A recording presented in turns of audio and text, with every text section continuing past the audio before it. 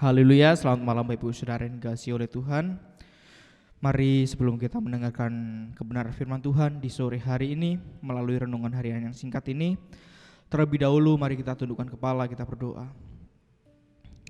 Kami mengucap syukur Tuhan di sore hari ini buat kasih setia Tuhan, pertolongan Tuhan yang tak pernah habis kami boleh rasakan dalam hidup kami.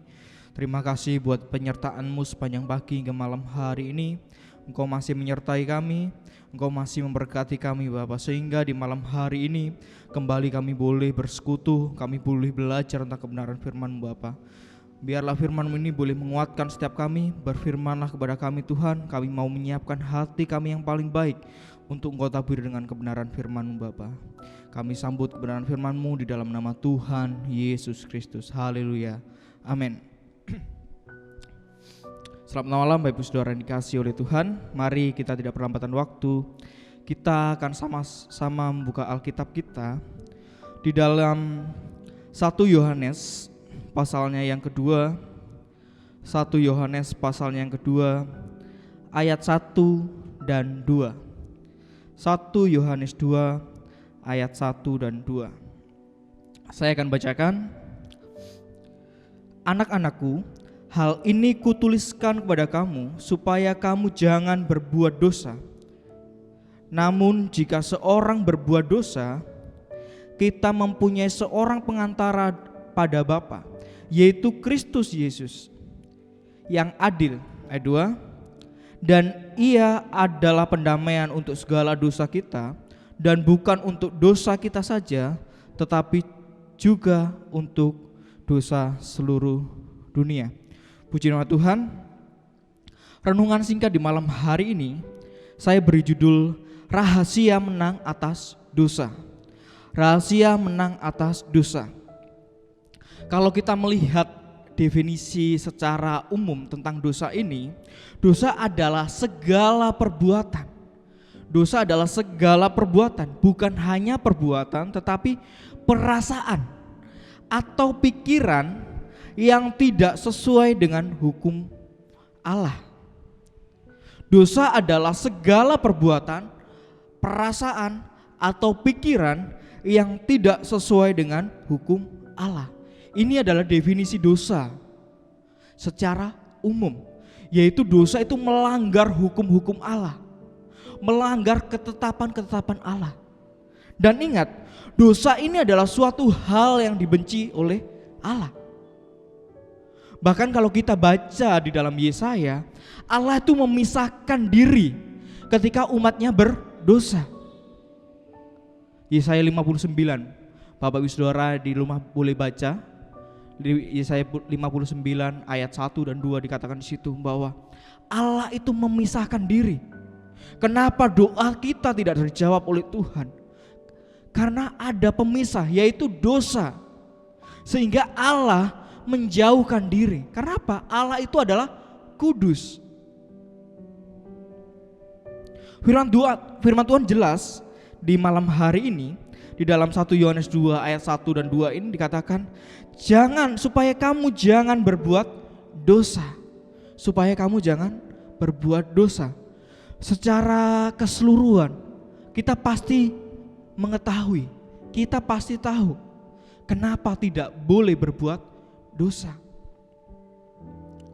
Ketika kita berbuat dosa, ada penghukuman yang daripada Allah. Ketika umat Tuhan melanggar ketetapan-ketetapan Allah, kita melanggar hukum-hukum Allah, kita tidak taat, kita tidak patuh terhadap firman Tuhan, yaitu yang adalah hukum Allah, maka akan ada penghukuman yang akan disediakan Allah. Kita bisa lihat contoh di perjanjian lama. Manusia pertama, Adam dan Hawa, ketika mereka mulai tidak taat kepada Allah, mereka melanggar perjanjian dengan Allah. Akhirnya apa? Ada penghukuman yang diberikan kepada Adam dan Hawa. Penghukumannya apa? Mereka saat itu juga dikeluarkan dari Taman Eden. Bukan hanya itu yang terjadi waktu itu. Setelah itu mereka dihukum apa? Keturunan mereka.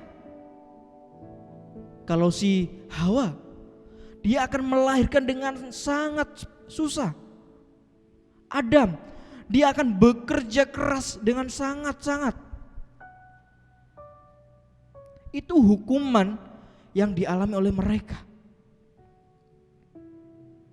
Terus siapa lagi? Bangsa Israel pada waktu itu. Bangsa Israel dibuang ke Babel. Karena apa? Melanggar sabat Tuhan. Mereka tidak taat terhadap hukum Allah, melupakan sabat Tuhan. Akhirnya apa? Tuhan buang ke Babel. Tuhan buang ke Babel. Ini, kalau kita melanggar hukum-hukum Allah atau berbuat dosa, maka akan ada hukuman, baik yang akan kita terima sekarang ataupun nanti pada kekekalan. Kalau yang hukuman yang kita terima sekarang banyak jenisnya. Saya tidak bisa menghakimi, oh ini akibat dosa, oh ini akibat dosa. Tidak. Tetapi yang jelas pada waktu kekekalan, ketika umat Tuhan, ketika kita yang percaya kepada Tuhan ini hidup dalam dosa, maka akan ada hukuman kekal. Itu jelas firman Tuhan katakan. Ini yang pertama. Kenapa orang percaya, umat Tuhan, kita tidak boleh berbuat dosa? Ada hukuman yang menanti kita. Yang kedua, kenapa kita orang percaya tidak boleh berbuat dosa? Yang kedua adalah ketika kita berbuat dosa, maka hati nurani kita akan terus menuduh kita. Ingat, hati nurani kita akan terus menuduh kita, sehingga kita pun menjadi tidak berani mempercayai Tuhan dan takut untuk mendekati Tuhan. Jadi kita ini diintimidasi oleh dosa itu. Ketika kita mau datang kepada Tuhan, kita mau beribadah kepada Tuhan, kita mau masuk dalam hadirat Tuhan, kita diintimidasi sama dosa. Kamu tidak layak, kamu berdosa, kamu kemarin mencuri, kamu kemarin masih berbohong, kamu masih berdusta, kamu tidak layak untuk masuk dalam pelaturan Tuhan. Ini yang kedua.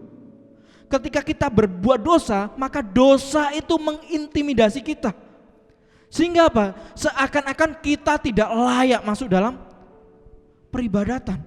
Kita tidak layak untuk mendekat kepada Tuhan.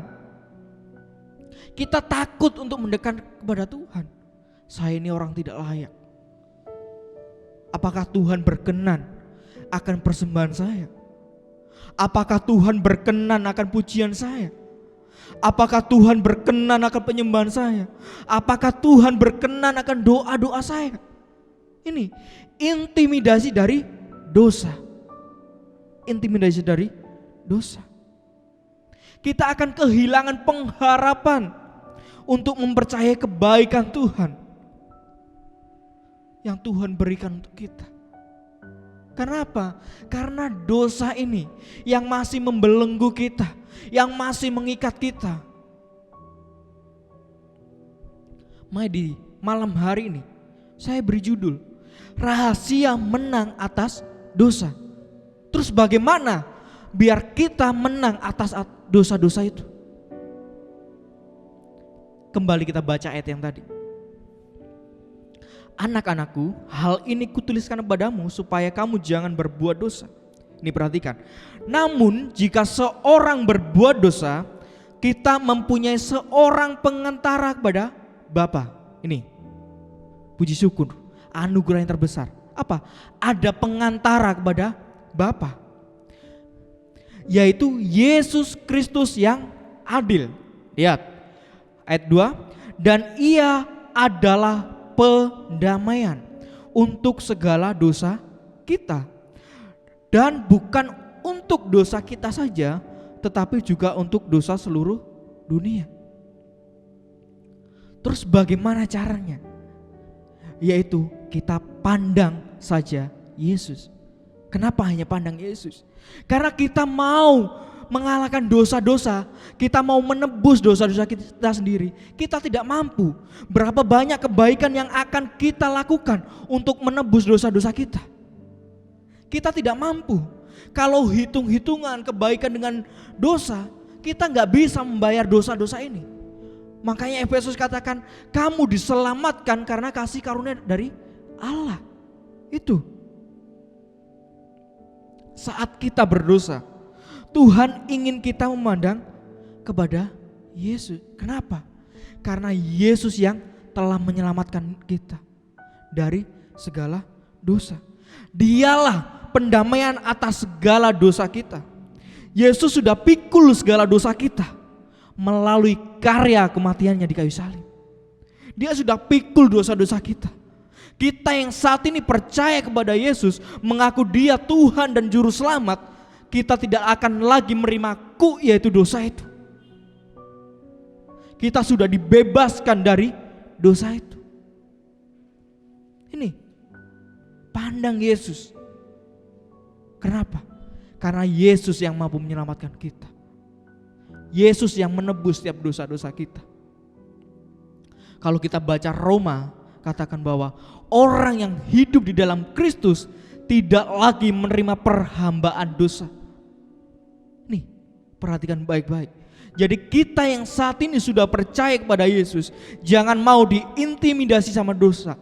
Kalau kita saat ini mungkin terjatuh dalam dosa, kembali bangkit. Kita minta ampun sama Tuhan. Ketika kita minta ampun sama Tuhan, kita berdoa kepada Tuhan, Tuhan akan mengampuni saat itu juga. Dan ingat, dosa tidak lagi bisa membelenggu kita. Puji nama Tuhan. Ini renungan yang singkat di sore hari ini. Biarlah renungan ini boleh menguatkan setiap kita, supaya hidup kita semakin hari boleh semakin baik. Puji nama Tuhan. Kita akan akhiri renungan singkat pada malam hari ini. Sama-sama kita berdoa. Bapa yang baik, kami bersyukur di malam hari ini buat kasih-Mu, buat firman-Mu yang boleh datang kepada kami. Kami percaya karya-Mu di kayu salib telah menyelamatkan kami. Karya-Mu di kayu salib telah menebus setiap dosa-dosa kami. Saat ini kami yang percaya kepada-Mu tidak lagi hidup dalam dosa, tidak lagi dibelenggu oleh dosa, tetapi kami hidup untuk memuliakan nama-Mu saja Tuhan. Dan kami percaya kemenangan-kemenangan Tuhan sudah sediakan bagi kami. Kami mau berjalan bersama-sama dengan Engkau Bapa. Inilah hidup kami, pakai untuk hormat kemuliaan bagi nama-Mu Tuhan. Terima kasih, kami berdoa buat bangsa negara ini. Kiranya Tuhan tolong bangsa negara ini, Tuhan berkati bangsa negara ini. Biarlah Tuhan campur tangan, bahkan lawatan Tuhan terjadi atas bangsa negara kami. Kami berdoa juga buat GPD Efrata yang ada. Kami serahkan semuanya ke dalam tangan-Mu. Engkau memberkati gereja ini, bahkan jemaat yang ada. Tuhan yang memberkati usaha pekerjaan mata pencarian. Tuhan yang memberkati mereka semua. Berkati dengan kesehatan, kekuatan boleh menjadi bagian daripada mereka. Terima kasih buat malam hari ini Tuhan. Pertemukan kami di lain kesempatan. Kami akan akhiri renungan kami di malam hari ini di dalam nama Tuhan Yesus Kristus. Haleluya. Amin.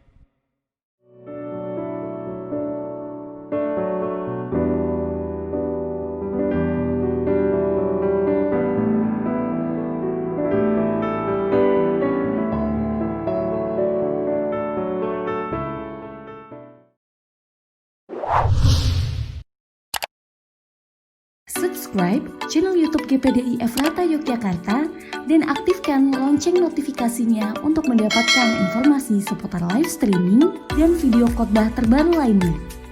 Tombol subscribe berada di kanan atas channel kami dan jangan lupa klik tombol loncengnya.